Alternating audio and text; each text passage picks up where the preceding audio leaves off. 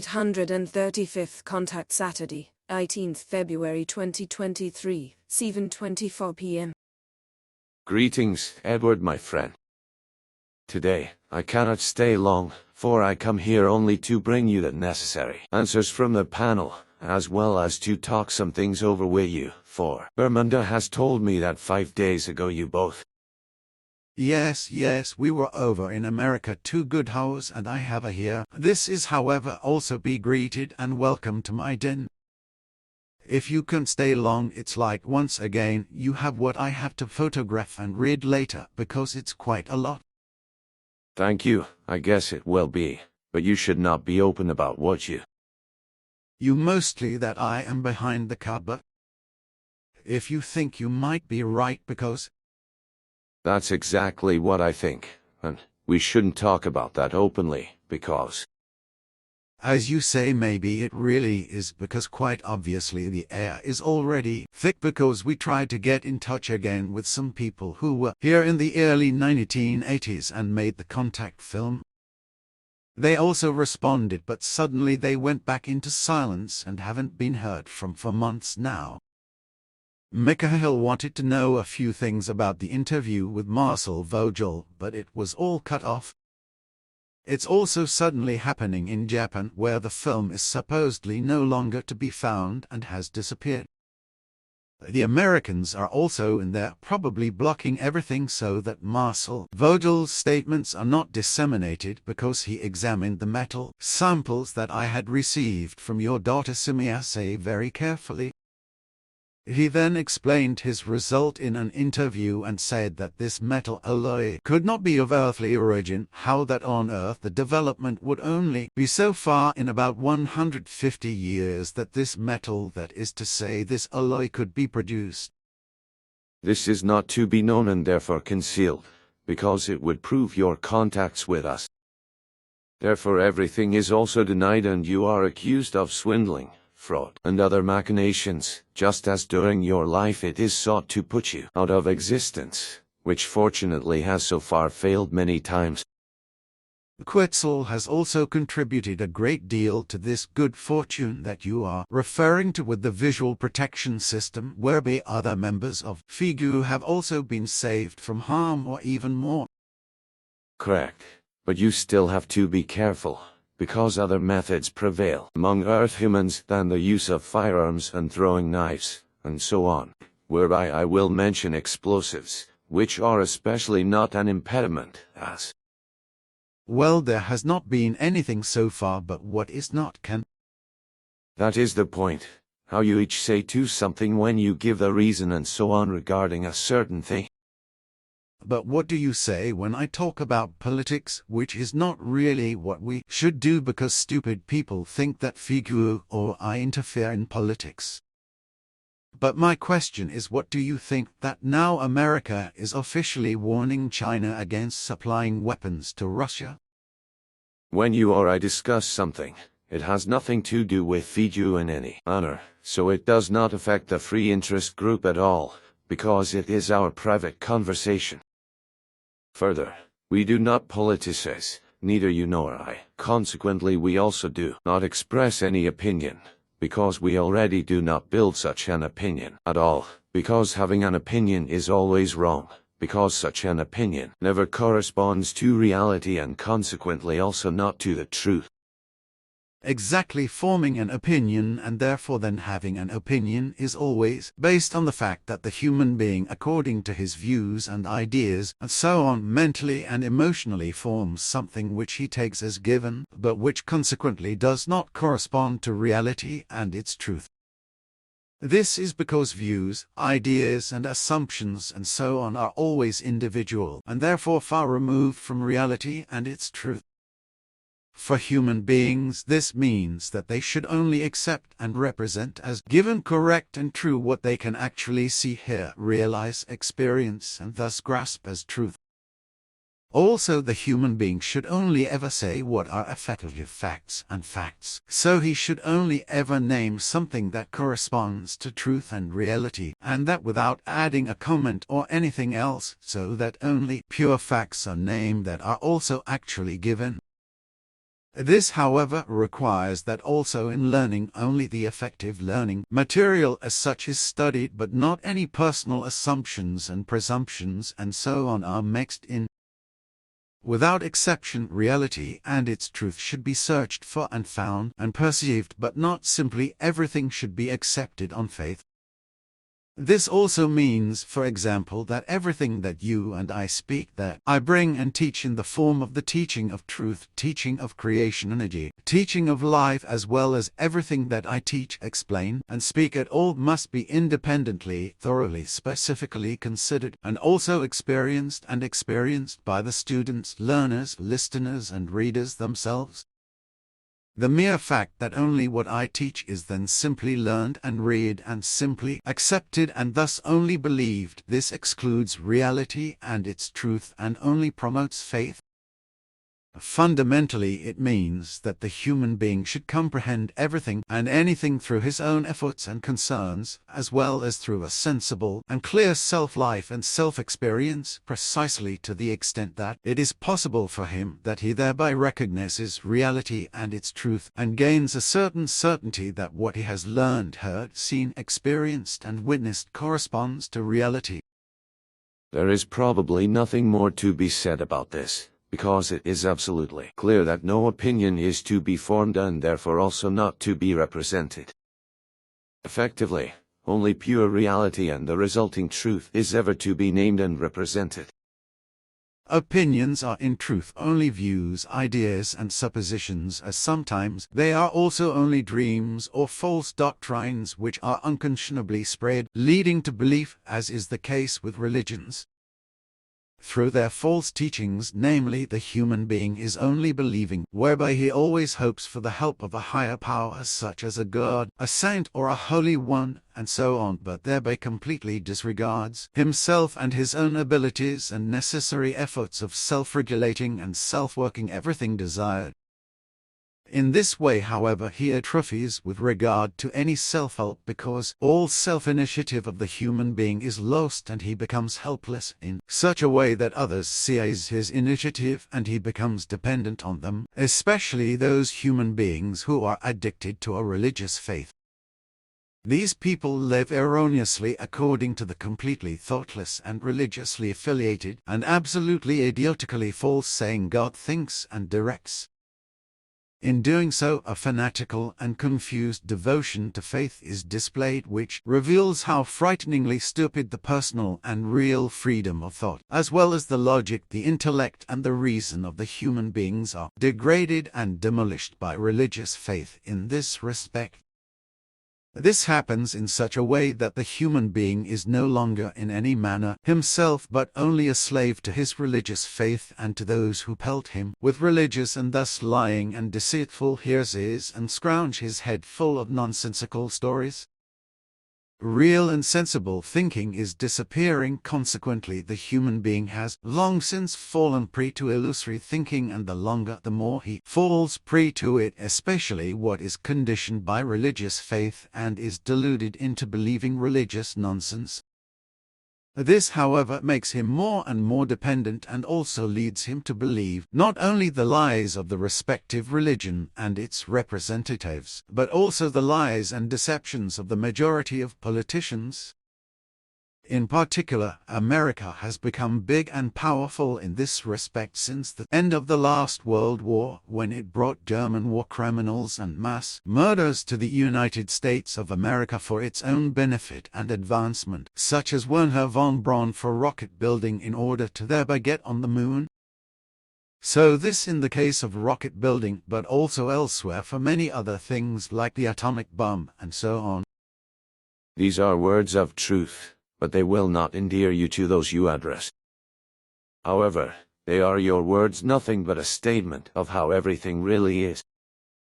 Of course, it is not meant to be anything else, for it all corresponds to honesty and its logic, which after all corresponds to part of the 12 senses of human beings. Whereas Earth humans are only aware of their 5, if I'm not mistaken. You're quite right, but to say something about it is surely as pointless as pointing out that from time immemorial the number 12 has been the value of all things, as well as the fact that the ancients had 12 fingers and 10 toes instead of 10. They also mixed with the earthlings at that time, so that it still happens today that very distant descendants are once again equipped with it, precisely that they are born with 12 fingers and 12 toes. In addition, there is actually a whole tribe of indigenous people living in the jungle in South America, untouched by civilization, whose human beings each have 12 fingers and 12 toes, as I saw for myself when I was there with Sverhoff. Of course, 12 fingers on the hands and 12 toes on the feet are called bodily aberrations or the like by earthly scientists.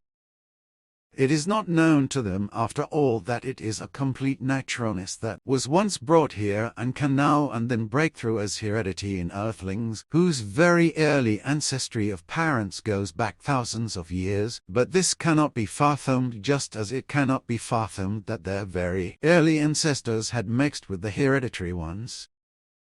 As a rule, however, the true earlier ancestry of the ancestors thousands of years ago cannot be fathomed, which leads back to the parents of 12-fingered children and 12-toed descendants. But what do you want when earthly scientists are so stupid as to claim things that even a complete idiot must realize the imbecility of? This how it is asserted that human beings originated in South Africa and migrated to the north to Asia, and so on, and Earth's humanity believes this nonsense and does not ask how it came about that suddenly white-skinned, yellow-skinned, and red-skinned, as well as slit-eyed and otherwise completely different types of human beings arose from it. Even the climate, the vegetations, and the influences of the living conditions of millions of years were not able to bring about such transformations. It is not possible to argue about this with rational thinkers. Consequently, only sham thinkers foolishly and simple-mindedly try to come up with an opinion to dispute this. Unfortunately, this kind of thing is common among earthlings, with so-called scholars in particular claiming to know everything or to know better than reality, and whose truth reveals effective reality. But now you should tell me what is still to be done for the bylaws, for you have had it reported by Bermunda that the body has some things which are to be put in the bylaws in addition. That is correct, but it is not only the bylaws, because there is also a lot to be put in the bylaws. It is necessary that I dictate to you what is required, so if you can write it down. Of course, just fire away. So, the following is to be written by you.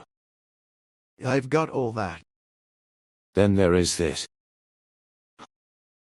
Okay, but you can't use that like that. That needs to be worded better. Also missing is this, that.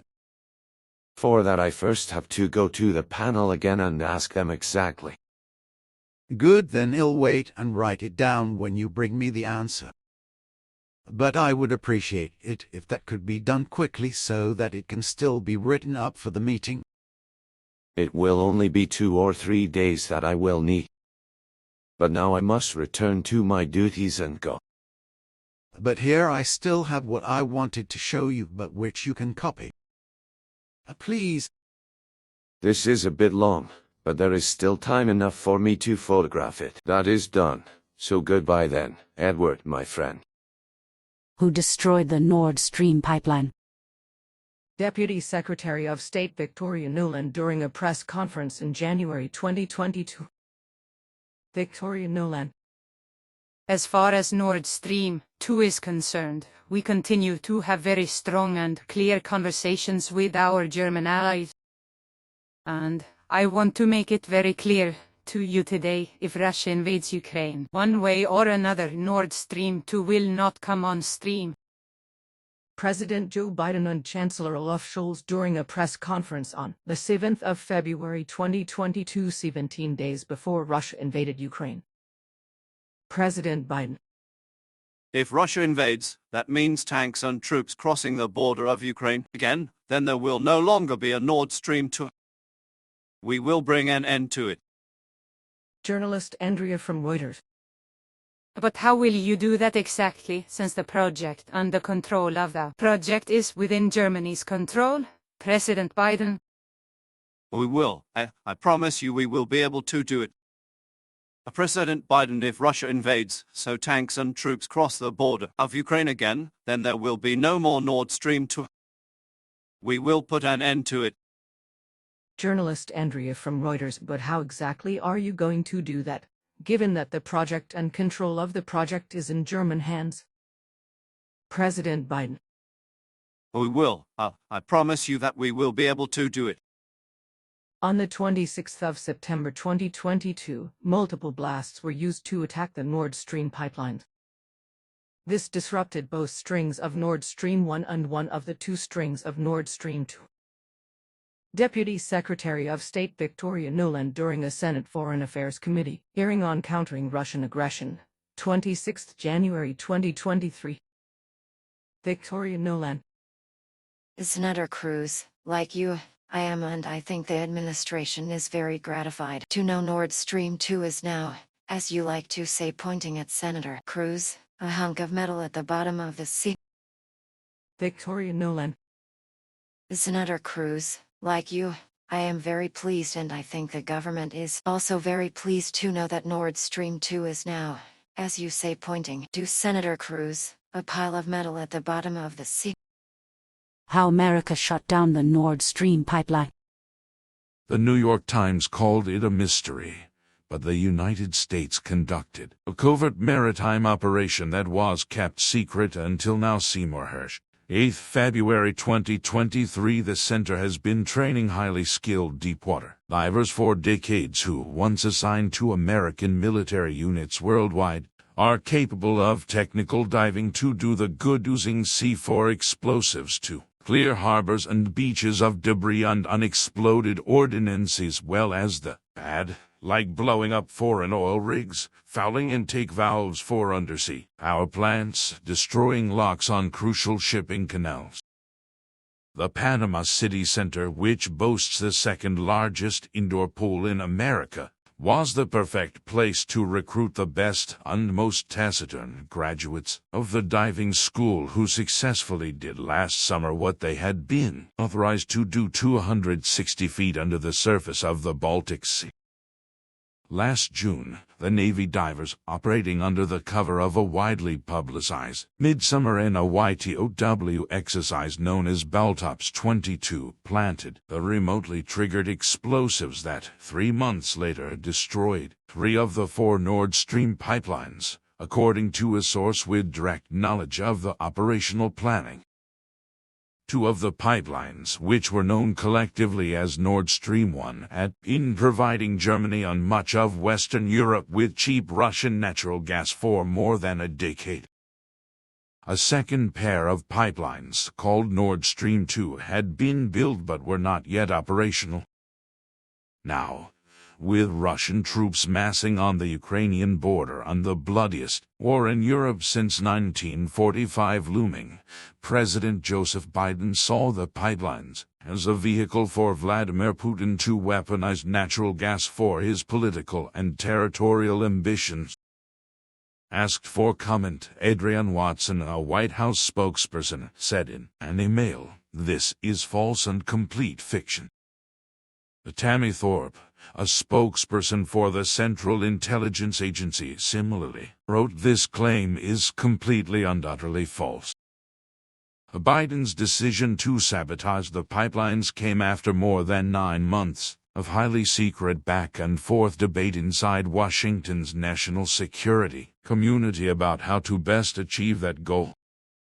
For much of that time, the issue was not whether to do the mission, but how to get it done, with no overt clue as to who was responsible.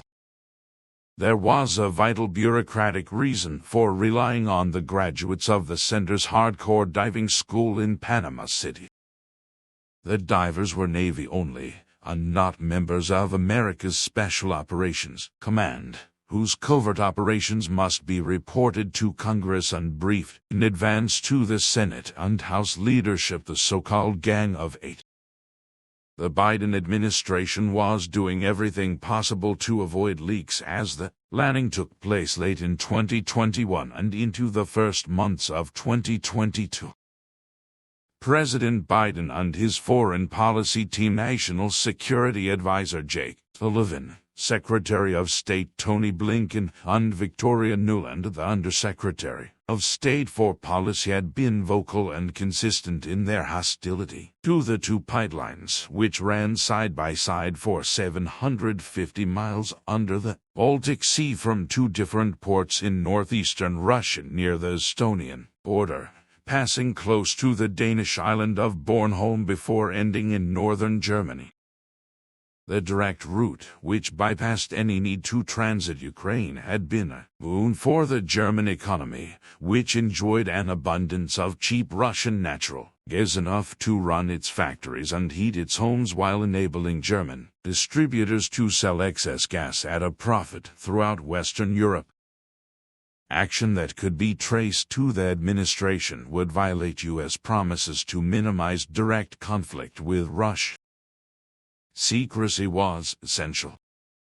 From its earliest days, Nord Stream 1 was seen by Washington and its anti-Russian and YTOW partners as a threat to Western dominance.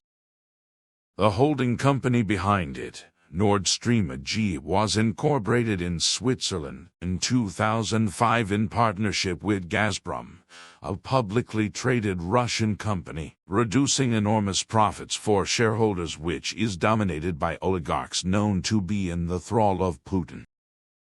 Gazprom controlled 51% of the company, with 4 European energy firms in France, 1 in the Netherlands and 2 in Germany sharing the remaining 49% of stock, and having the right to control downstream sales of the inexpensive natural gas to local distributors in Germany and Western Europe. Gazprom's profits were shared with the Russian government, and state gas and oil revenues were estimated in some years to amount to as much as 45% of Russia's annual budget.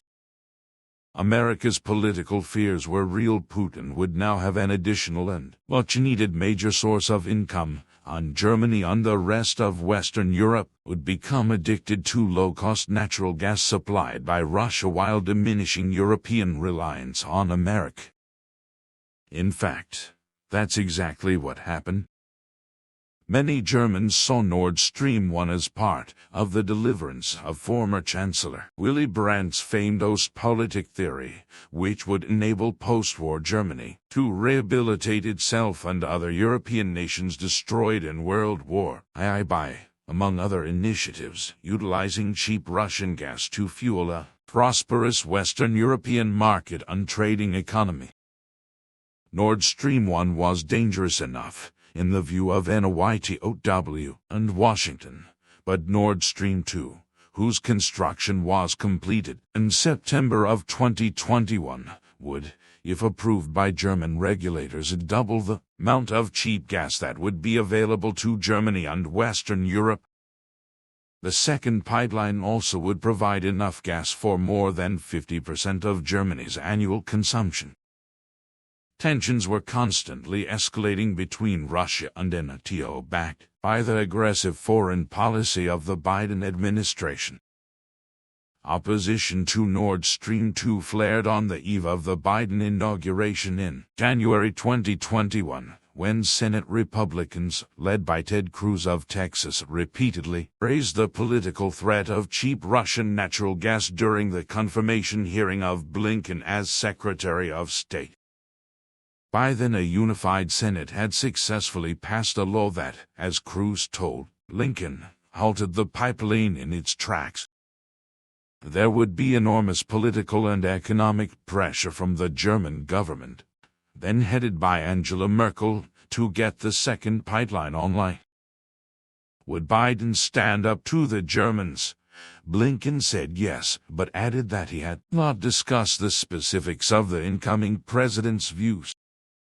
"I know his strong conviction that this is a bad idea, the Nord Stream 2, he said. I know that he would have us use every persuasive tool that we have to convince our friends and partners, including Germany, not to move forward with it. A few months later, as the construction of the second pipeline neared completion, Biden blinked. That May, in a stunning turnaround, the administration waived sanctions against Nord Stream AG, with a State Department official conceding that trying to stop the pipeline through sanctions and diplomacy had always been a long shot. Behind the scenes, administration officials reportedly urged Ukrainian President Volodymyr Zelensky, by then facing a threat of Russian invasion, not to criticize the move. There were immediate consequences.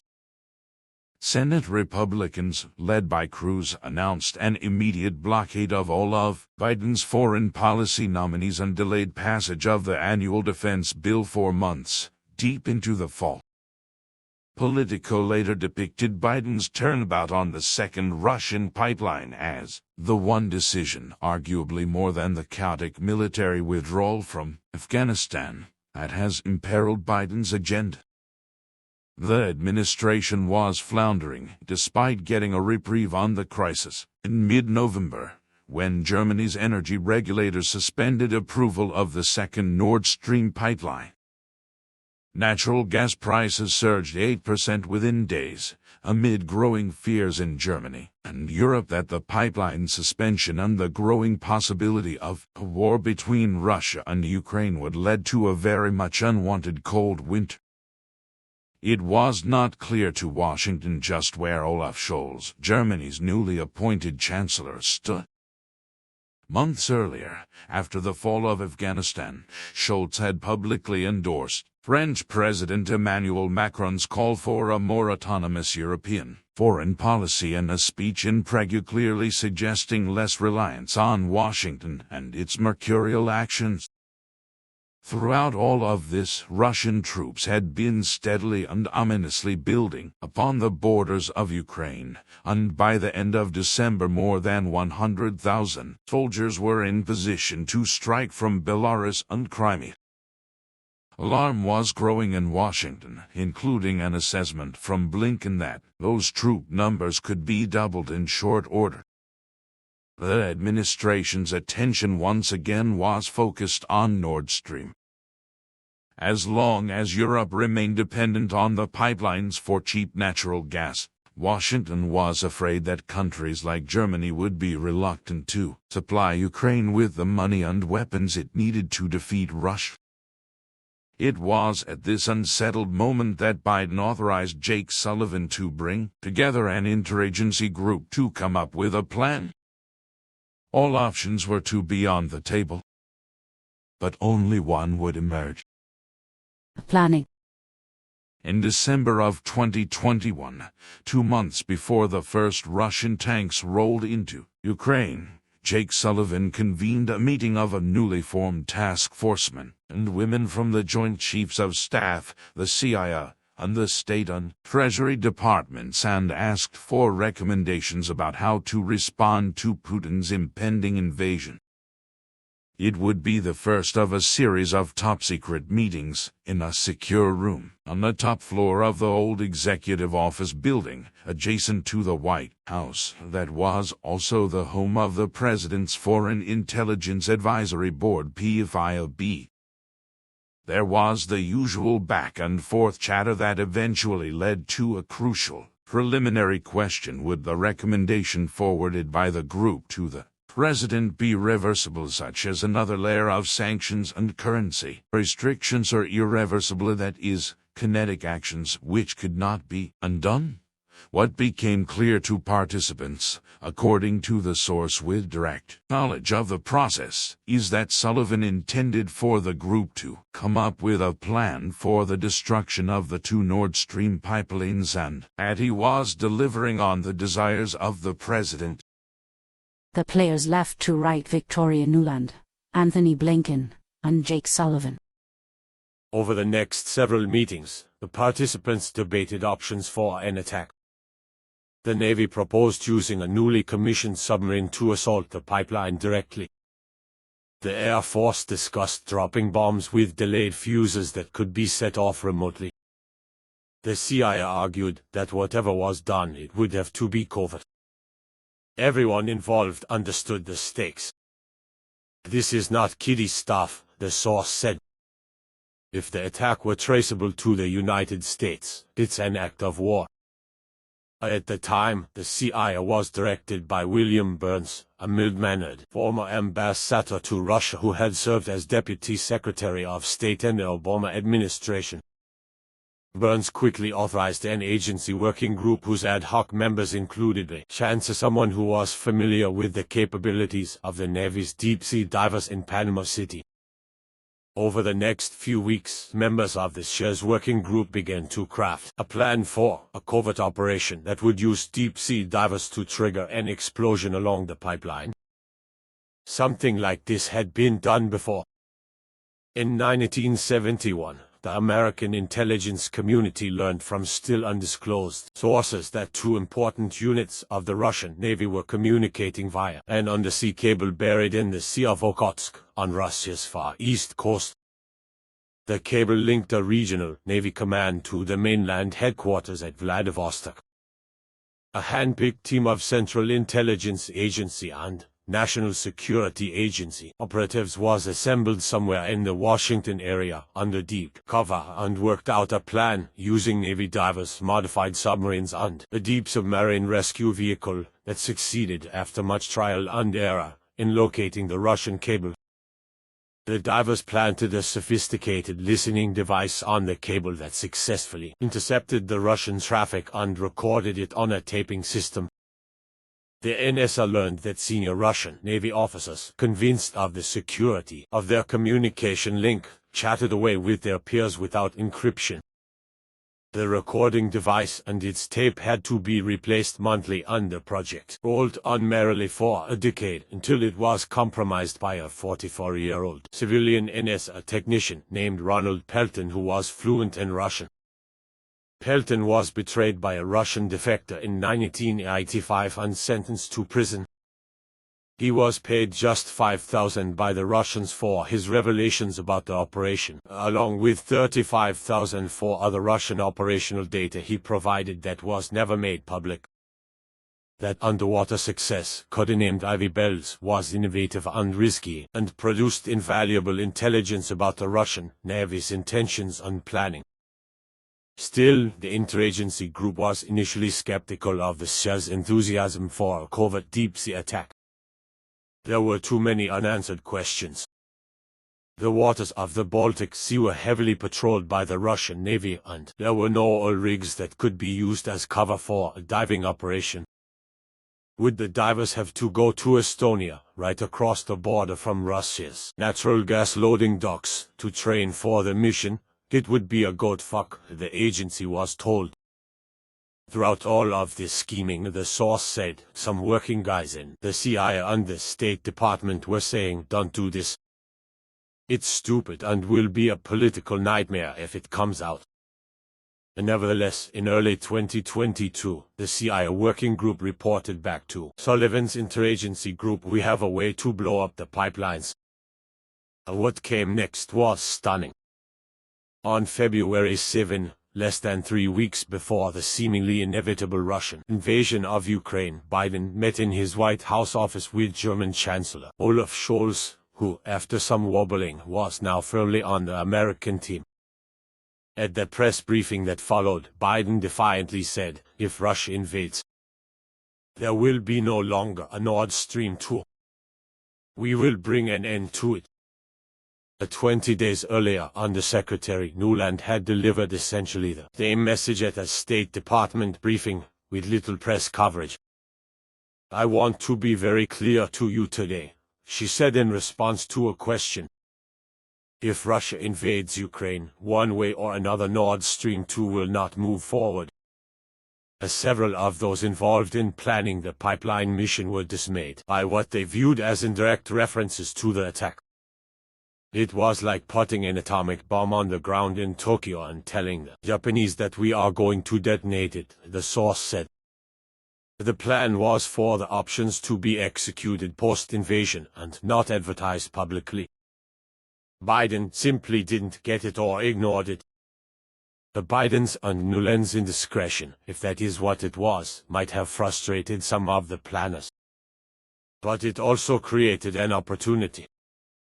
According to the source, some of the senior officials of the CIA determined that blowing up the pipeline no longer could be considered a covert option because the president just announced that we knew how to do it. The plan to blow up Nord Stream 1 and 2 was suddenly downgraded from a covert operation requiring that Congress be informed to one that was deemed as a highly classified intelligence operation with United States military support. Under the law, the source explained, there was no longer a legal requirement to report the operation to Congress. All they had to do now is just do it, but it still had to be secret. The Russians have superlative surveillance of the Baltic Sea. The agency working group members had no direct contact with the White House, and were eager to find out if the president meant what he'd said, that is, if the mission was now a go. The source recalled, Bill Burns comes back and says, do it. The operation. Norway was the perfect place to base the mission. In the past few years of East-West crisis, the United States military has vastly expanded its presence inside Norway, whose western border runs 1,400 miles along the North Atlantic Ocean and merges above the Arctic Circle with Russia. The Pentagon has created high-paying jobs and contracts, amid some local controversy, by investing hundreds of millions of dollars to upgrade and expand American Navy and Air Force facilities in Norway. The new works included, most importantly, an advanced synthetic aperture radar far up north that was capable of penetrating deep into Russia and came online just as the American intelligence community lost access to a series of long-range listening sites inside China. A newly refurbished American submarine base, which had been under construction for years, had become operational, and more American submarines were now able to work closely with their Norwegian colleagues to monitor and spy on a major Russian nuclear redoubt 250 miles to the east, on the Kola Peninsula. America also has vastly expanded a Norwegian air base in the north and delivered to the Norwegian Air Force a fleet of Boeing-built P-8 Poseidon patrol planes to bolster its long-range spying on all things Russia. In return, the Norwegian government angered liberals and some moderates in its parliament last November by passing the Supplementary Defense Cooperation Agreement (SDCA). Under the New Deal, the United States legal system would have jurisdiction in certain agreed areas in the North over American soldiers accused of crimes off base, as well as over those Norwegian citizens accused or suspected of interfering with the work at the base. Norway was one of the original signatories of the NOYTOW Treaty in 1949, in the early days of the Cold War. Today, the Supreme Commander of NOYTOW is Jens Stoltenberg, a committed anti-communist, who served as Norway's Prime Minister for 8 years before moving to his high NOYTOW post, with American backing, in 2014. He was a hardliner on all things Putin and Russia, who had cooperated with the American intelligence community since the Vietnam War. He has been trusted completely since. He is the glove that fits the American hand, the source said. Back in Washington, planners knew they had to go to Norway. They hated the Russians, and the Norwegian Navy was full of superb sailors and divers who had generations of experience in highly profitable deep-sea oil and gas exploration, the source said. They also could be trusted to keep the mission secret. The Norwegians may have had other interests as well. The destruction of Nord Stream, if the Americans could pull it off, would allow Norway to sell vastly more of its own natural gas to Europe. Sometime in March, a few members of the team flew to Norway to meet with the Norwegian Secret Service and Navy. One of the key questions was where exactly in the Baltic Sea was the best place to plant the explosive.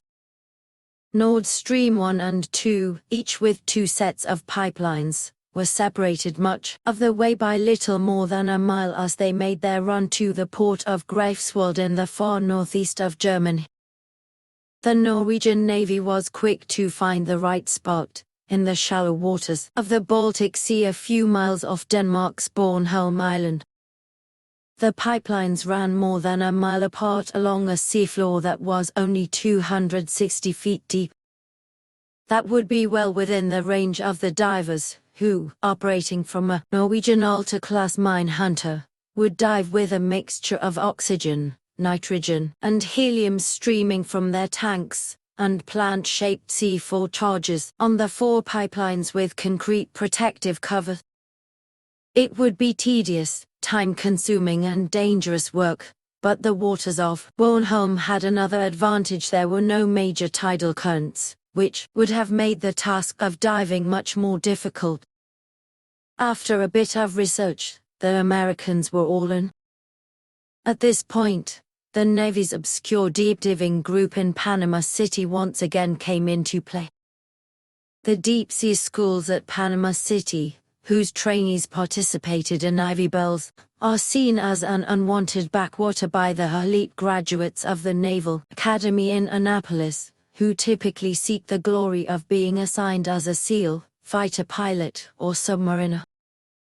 If one must become a black shoe, that is, a member of the less desirable surface ship command, there is always at least duty on a destroyer, cruiser or amphibious ship. The least glamorous of all is mine warfare. Its divers never appear in Hollywood movies, or on the cover of popular magazines. The best divers with deep diving qualifications are a tight community, and only the very best are recruited for the operation and told to be prepared to be summoned to the CIA in Washington, the source said.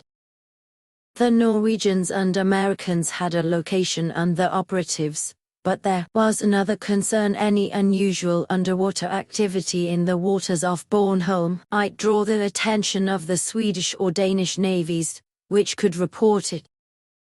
Denmark had also been one of the original NOYTOW signatories and was known in the intelligence community for its special ties to the United Kingdom. Sweden had applied for membership into NATO, and had demonstrated its great skill in managing its underwater sound and magnetic sensor systems that successfully tracked Russian submarines that would occasionally show up in remote waters of the Swedish archipelago and be forced to the surface. The Norwegians joined the Americans in insisting that some senior officials in Denmark and Sweden had to be briefed in general terms about possible diving activity in the area. In that way, someone higher up could intervene and keep a report out of the chain of command, thus insulating the pipeline operation. What they were told and what they knew were purposely different, the source told me. The Norwegian embassy, asked to comment on this story, did not respond. The Norwegians were key to solving other hurdles. The Russian Navy was known to possess surveillance technology capable of spotting and triggering underwater mines. The American explosive devices needed to be camouflaged in a way that would make them appear to the Russian system as part of the natural background, something that required adapting to the specific salinity of the water. The Norwegians had a fix.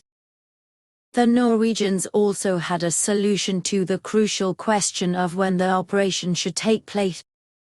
Every June, for the past 21 years, the American Sixth Fleet, whose flagship is based in Gaeta, Italy, south of Rome, has sponsored a major NOYTOW exercise in the Baltic Sea involving scores of allied ships throughout the region. The current exercise, held in June, would be known as Baltic Operations 22, or Baltops 22. The Norwegians proposed this would be the ideal cover to plant the mine. The Americans provided one vital element. They convinced the Sixth Fleet planners, who add a research and development exercise to the program. The exercise, as made public by the Navy, involved the Sixth Fleet in collaboration with the Navy's Research and Warfare Center. The at-sea event would be held off the coast of Bornholm Island and involve NOYTOW teams of divers planting mines, with competing teams using the latest underwater technology to find and destroy them. It was both a useful exercise and ingenious cover. The Panama City boys would do their thing and the C4 explosives would be in place by the end of Bolt Ops 22, with a 40-hour timer attached. All of the Americans and Norwegians would be long gone by the first explosion. The days were counting down. The clock was ticking, and we were nearing mission accomplished, the source said. And then Washington had second thoughts. The bombs would still be planted during bolt-ups, but the White House worried that a two-day window for their detonation would be too close to the end of the exercise, and it would be obvious that America had been involved. Instead, the White House had a new request: can the guys in the field come up with some way to blow the pipelines later on command? Some members of the planning team were angered and frustrated by the president's seeming indecision. The Panama City divers had repeatedly practiced planting the C4 on pipelines, as they would during bolt-ups. But now the team in Norway had to come up with a way to give Biden what he wanted: the ability to issue a successful execution order at a time of his choosing. Being tasked with an arbitrary, last-minute change was something the CIA was accustomed to managing. But it also renewed the concerns some shared over the necessity and legality of the entire operation. The president's secret orders also evoked the sheer's dilemma in the Vietnam War days, when President Johnson, confronted by growing anti-Vietnam War sentiment, ordered the agency to violate its charter, which specifically barred it from operating inside America by spying on anti-war leaders to determine whether they were being controlled by Communist Russia. The agency ultimately acquiesced, and throughout the 1970s it became clear just how far it had been willing to go. There were subsequent newspaper revelations in the aftermath of the Watergate scandals about the agency's spying on American citizens, its involvement in the assassination of foreign leaders, and its undermining of the socialist government of Salvador Allende. Those revelations led to a dramatic series of hearings in the mid-1970s in the Senate, led by Frank Church of Idaho, that made it clear that Richard Helms, the agency director at the time, accepted that he had an obligation to do what the president wanted, even if it meant violating the law. In unpublished, closed-door testimony, Helms ruefully explained that you almost have an immaculate conception when you do something under secret orders from a president. Whether it's right that you should have it, or wrong that you shall have it, that she works under different rules and ground rules than any other part of the government. He was essentially telling the senators that he, as head of the CIA, understood that he had been working for the crown, and not the Constitution. The Americans at work in Norway operated under the same dynamic, and dutifully began working on the new problem: how to remotely detonate the C4 explosives on Biden's order. It was a much more demanding assignment than those in Washington understood. There was no way for the team in Norway to know when the president might push the button. Would it be in a few weeks, in many months, or in half a year or longer? The C4 attached to the pipelines would be triggered by a sonar buoy dropped by a plane on short notice, but the procedure involved the most advanced signal processing technology. Once in place, the delayed timing devices attached to any of the 4 pipelines could be accidentally triggered by the complex mix of ocean background noises throughout the heavily trafficked Baltic Sea from near and distant ships, underwater drilling, seismic events, waves and even sea creatures. To avoid this, the sonar buoy, once in place, would emit a sequence of unique, low-frequency tonal sounds much like those emitted by a flute or a piano that would be recognized by the timing device and, after a preset hours of delay, trigger the explosive. You want a signal that is robust enough so that no other signal could accidentally send a pulse that detonated the explosives, I was told by Dr. Theodore Postol, Professor Emeritus of Science, Technology and National Security Policy at MIT. Postol, who has served as the science advisor to the Pentagon's Chief of Naval Operations, said the issue facing the group in Norway because of Biden's delay was one of chance. The longer the explosives are in the water, the greater risk there would be of a random signal that would launch the bomb. On September 26, 2022, a Norwegian Navy P-8 surveillance plane made a seemingly routine flight and dropped a sonar buoy. The signal spread underwater, initially to Nord Stream 2 and then on to Nord Stream 1. A few hours later, the high-powered C4 explosives were triggered and 3 of the 4 pipelines were put out of commission. Within a few minutes, pools of methane gas that remained in the shuttered pipelines could be seen spreading on the water's surface, and the world learned that something irreversible had taken place. In the immediate aftermath of the pipeline bombing, the American media treated it like an unsolved mystery. Russia was repeatedly cited as a likely culprit, spurred on by calculated leaks from the White House, but without ever establishing a clear motive for such an act of self-sabotage beyond simple retribution. A few months later, when it emerged that Russian authorities had been quietly getting estimates for the cost to repair the pipelines, the New York Times described the news as complicating theories about who was behind the attack. No major American newspaper dug into the earlier threats to the pipelines made by Biden and Undersecretary of State Nuland. While it was never clear why Russia would seek to destroy its own lucrative pipeline, a more telling rationale for the president's action came from Secretary of State Blinken. Asked at a press conference last September about the consequences of the worsening energy crisis in Western Europe, Blinken described the moment as a potentially good one. It's a tremendous opportunity to once and for all remove the dependence on Russian energy and thus to take away from Vladimir Putin the weaponization of energy as a means of advancing his imperial designs. That's very significant, and that offers tremendous strategic opportunity for the years to come.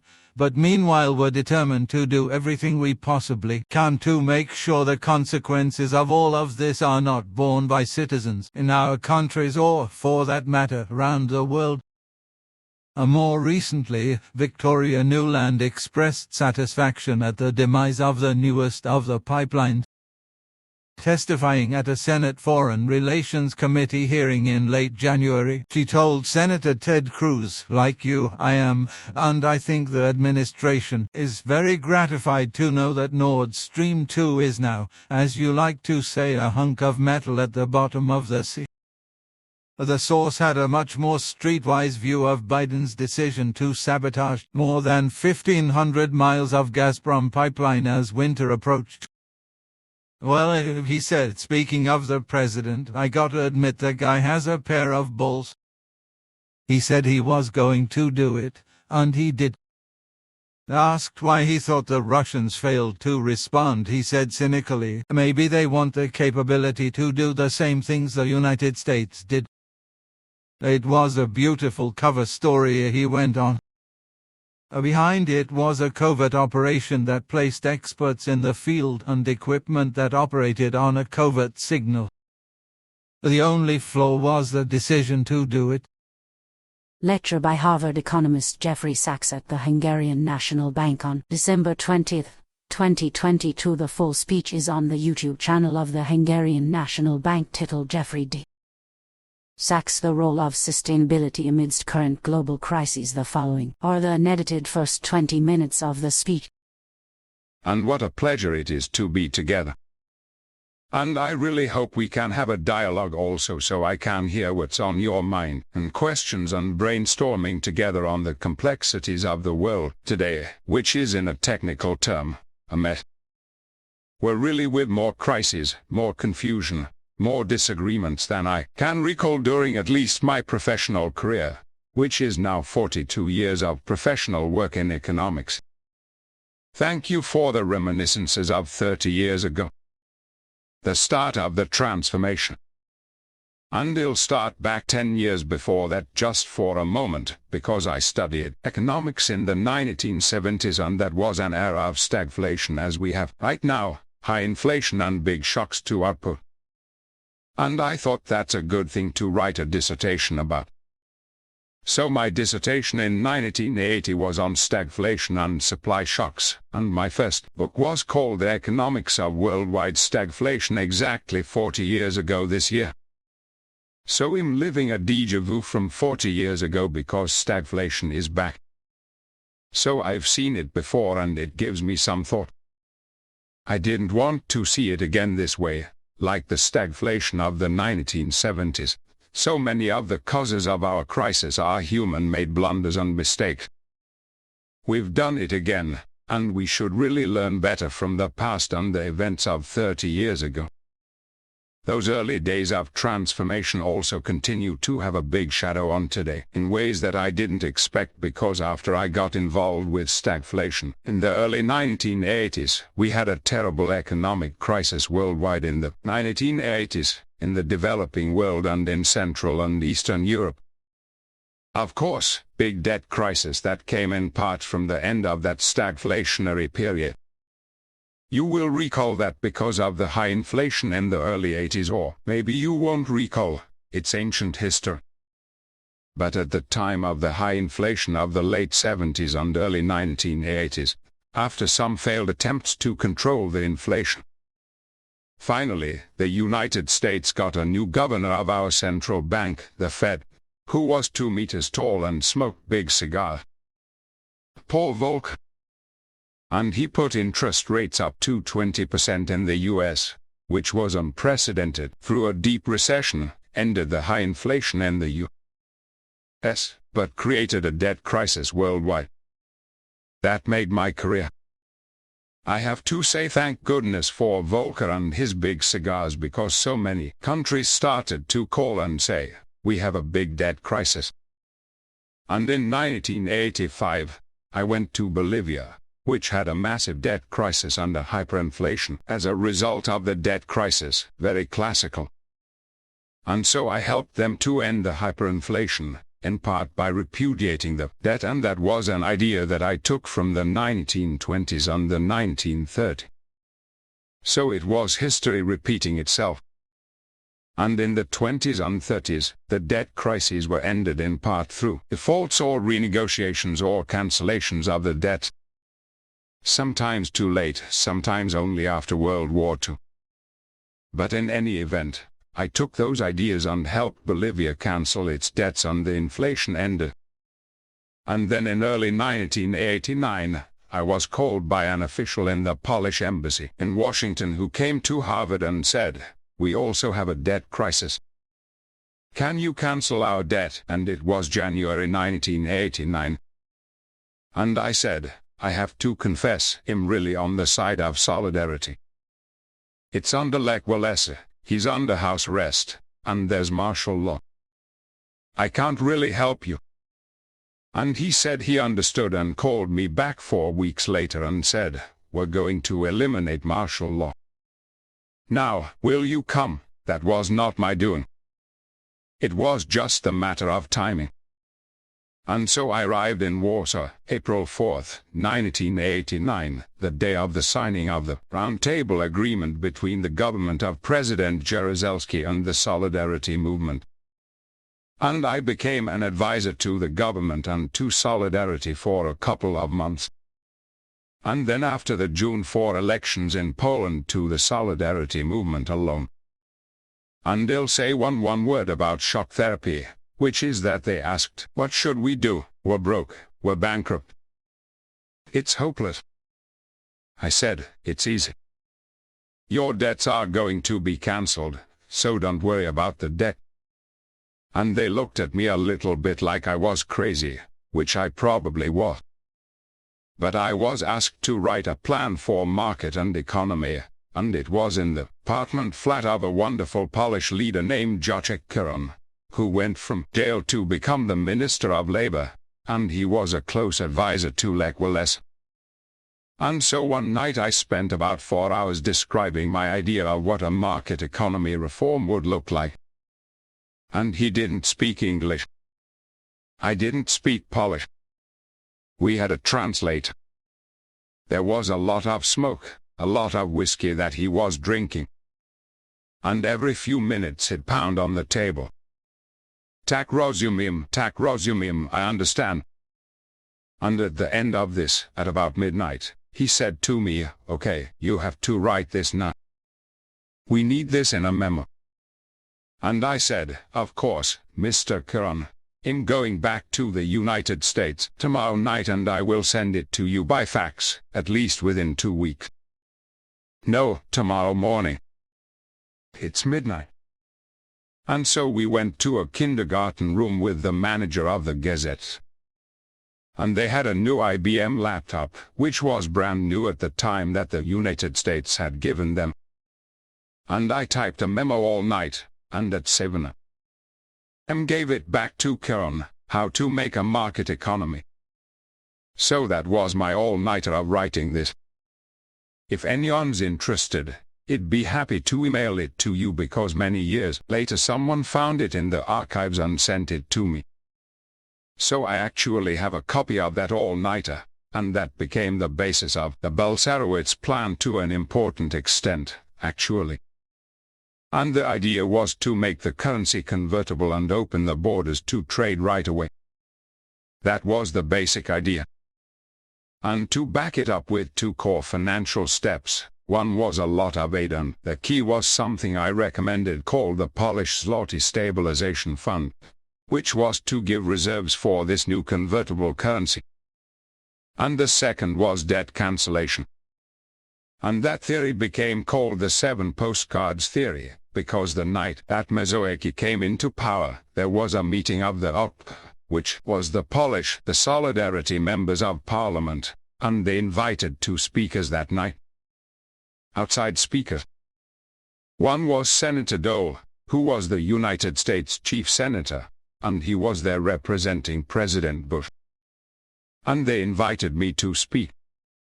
And it worked out very well because Senator Dole spoke first and said the American people will do anything for the freedom of Poland. And then I stood up and I said, I agree with Senator Dole.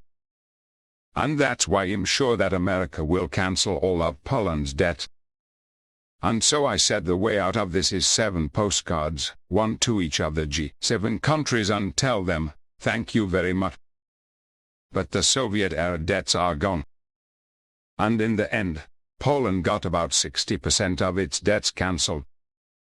The last step was Germany, because Germany was very resistant to cancelling debt, as you can imagine. And it took Balcerowicz. I sent Balcerowicz a copy of the 1953 London Agreement between post-Nazi Germany and the West, cancelling the pro-World War II German debt, and Balcerowicz handed it to Helmut Schmidt, who looked at it in the meeting and said, you know, you have a point. And I ended up Germany supported the cancellation of the debt also, not 100% as I wanted, 60%. So that was the origins of that. But it's worth all this reminiscing, I hope, to make a geopolitical point, which is that after that happened, I was asked by Gregory Yavlinsky, who was advisor to Gorbachev, to help President Gorbachev in 1990. And I believe that Gorbachev's idea, what he called the common European home, was exactly the right idea for Europe and for the Soviet Union. This is before the end of the Soviet Union.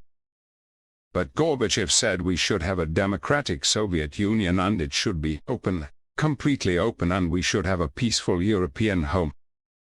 In fact, that stretches from Rotterdam to Vladivostok. I loved Gorbachev. I thought he was a man of incredible integrity and decency, basically. Because he believed don't shoot people. This was his most core belief. Don't shoot people.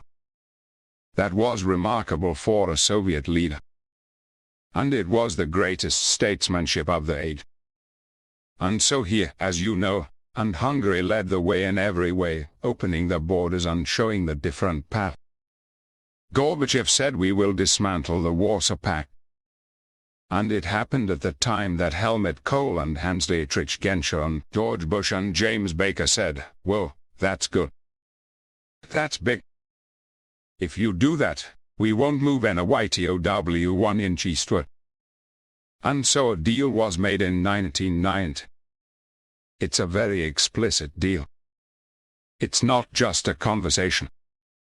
It was actually a very deeply discussed and negotiated deal. So the deal was made. Warsaw Pact ended, NYTOW not moving at all. Germany reunified. And that was the deal. And I believed in that deal and believed in Gorbachev. And I recommended that the Soviet Union also get financial help because it was in a state of collapse, a failed economic system, a disastrous social conditions. And Gorbachev, of course, had borrowed a lot short-term in the mid-1980s to try to prop up the system. And all of that debt was coming due and oil prices had collapsed at the end of the 1980s. So the Soviet Union was in a very sharp short-term financial crisis. So with Yavlinsky and some of my colleagues at Harvard, we wrote a document which we called the Grand Bargain, which was that Gorbachev would continue the democratic reforms and the West would help the Soviet Union with this financial transformation so that the economic transformation could take place. Interestingly, this was presented to the White House in April of 1991. It was based on the same principles as the Polish episode. It was completely rejected by the White House. We're making no bargains. We're giving no help, no financing for the Soviet Union, no nothing. And I was a little surprised. Gorbachev was a little more surprised. He came back from the G7 summit in Houston, only to be abducted and kidnapped in that attempted coup that summer. He came back empty-handed, and that was the end of the Soviet Union. And the end of Gorbachev and Yeltsin's right. And just to continue, because I'm going to come to the current moment in a moment in November. Now, in September of 91, I got a call from Igor Gaidar, who said, "There's going to be an independent Russia. Come help Russia on the economic reform." So I went back to Moscow to a dacha outside of Moscow. Pretty run-down dacha, by the way. It showed. This was an empire at the bottom, and we worked on a strategy. And at that time in November, the G7 finance deputies had a mission led by David Mulford to come to Moscow. And Gaidar, I coached him. You have to ask for a debt standstill financial help, this and this. And I remember, he came out of the meeting looking terrible, and I said, "What happened, Igor?" He said, "Not only did they say no help, but they said, if you don't pay every penny that's due, we will stop any help on the Auschna, any food shipments, anything this moment." So he was given a complete hardline block. This was Russia, not the Soviet Union. This was Yeltsin coming to power in November 1991. Well, the reforms did not go well in Russia. Let's say I lasted 2 years. My role was to try to help get Western money. I think they saw me as the only chance to get some relief. And I delivered zero or nothing.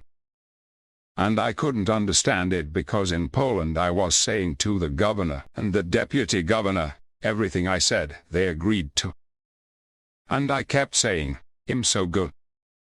And then everything I said about Russia they disagreed with. But it was the same thing and same advice. So it was geopolitics, which I didn't understand as a young person. I thought we were doing economics, not geopolitics, but they were playing geopolitics. I was playing economics. And so I was trying to give good economic advice. They were trying to basically make Russia subservient to a new unipolar American world. I did not understand that for a very long time. I resigned and was very unhappy and went to work on many other things with the UN and sustainable development and climate and other things that are really crucial. But till today this geopolitical shadow also looms over the world. The US is a us versus them world. This is the mentality. We run the world. You are with us or you are on the other side. And it is a very tough, wrong vision of the world, because all of the real things we need in this world need to be done collaboratively. They cannot be done under a Cold War. The climate crisis, the broader environmental crisis, the global social crises are not Cold War issues. They are global issues. And so we need a completely different mindset from the mindset we are having right now. The biggest problem we are having, in my experience, is the US mindset, which is that we are fighting a different battle. We are not fighting against climate change, we are not fighting against poverty, we are fighting against an enemy. Today the enemy is China, mainly, and Russia, but it is always someone on the other side. And this is what I grapple with every day. The biggest challenge that I face in the practical work that I am trying to promote